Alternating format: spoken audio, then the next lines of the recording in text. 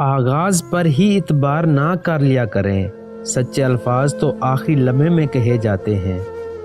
شادی ناکام کسی بھی وجہ سے ہو، کامیاب اکثر عورت کی وجہ سے ہوتی ہے۔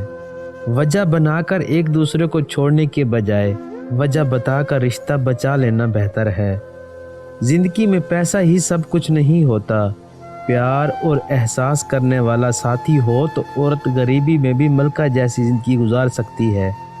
سب بیکاری ہیں، سب کو مانگنا پڑتا ہے، کوئی دنیا مانگتا ہے، کوئی عشق مانگتا ہے، اور جو یہ سب کچھ نہیں مانگتا وہ خواہشات کا ختم ہونا مانگتا ہے۔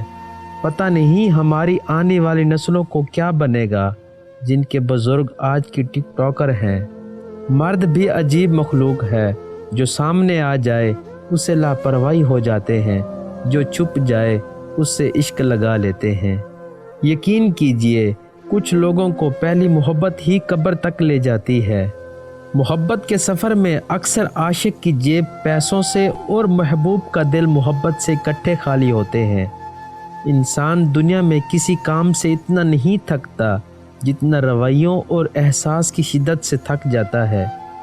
سنبھل کر رہیے ایسے لوگوں سے جو پہلے رو رو کر آپ کا درد پوچھیں گے، پھر ہنس ہنس کر لوگوں کو بتائیں گے۔